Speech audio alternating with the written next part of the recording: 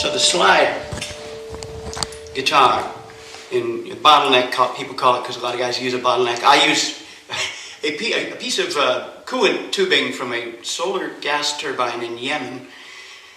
A friend of mine made it for me. He said, this stuff's so hard to get, you could call it unobtainium.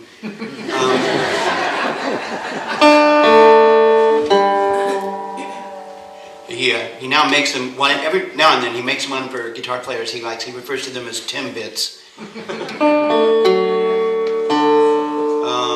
But the steel in country music, the dobro and bluegrass, and the bottleneck guitar in the blues all come from the same place.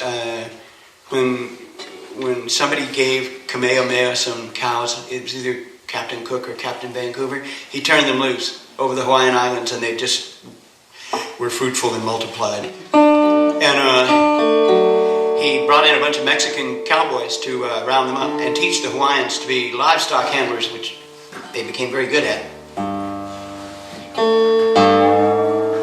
And the Mexican guys brought guitars with them, and the Hawaiians just fell in love with it. They already had ukuleles because the uke comes from the Portuguese instruments like the tiple, and so they were already impressed with that. Then they heard the guitar, and they loved it. They weren't very impressed with white guys' standard tuning, so they invented the slack key tradition,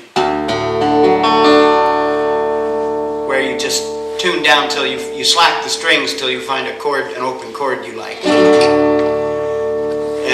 And then they discovered from a sailor from India how they play the veena. Some Indian musicians with a glass ball in their hand and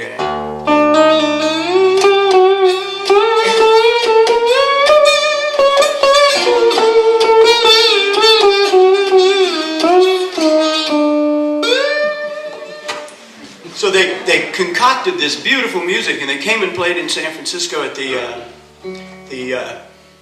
Pan American Exposition a couple times right after the turn of the last century, and people fell in love with it. People went crazy. All of America, I mean,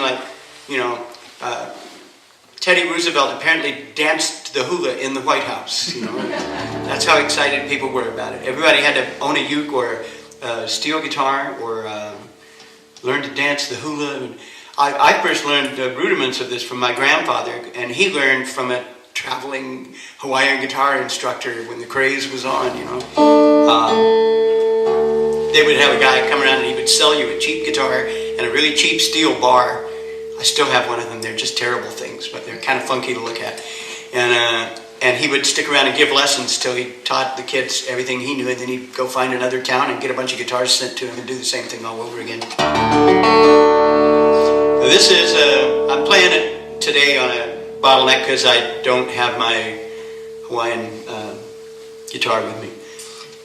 If I carried all this stuff I sometimes use on the plane, the airline would get all the money for this week. And break half my shit. The Hawaiians were a huge influence on the African Americans, who had a tradition of fretless instruments and what's called microtonal music. Like, instead of an interval of like a half tone, like our music is broken up in, they would play 9 or 10 notes in that very same span.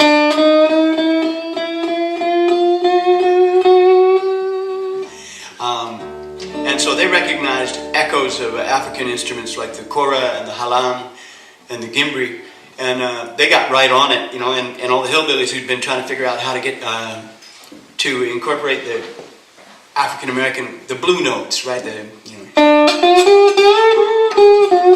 into their playing. They went, oh, I can work with that, And the Hawaiians were in love with jazz, and so there was a very big bond with them in the jazz community too. And so I'm going to play this one bottleneck style, but this is a tune by Solomon Kakua Ho'upi'i.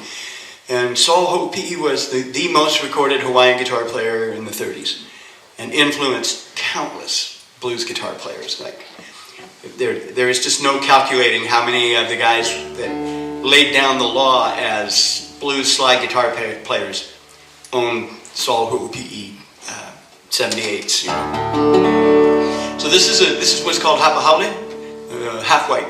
It's a Hawaiian melody and English lyrics, and it's called The Lei Vendor. It's not a song about a prostitute. It's lei, L-E-I, and it goes like this.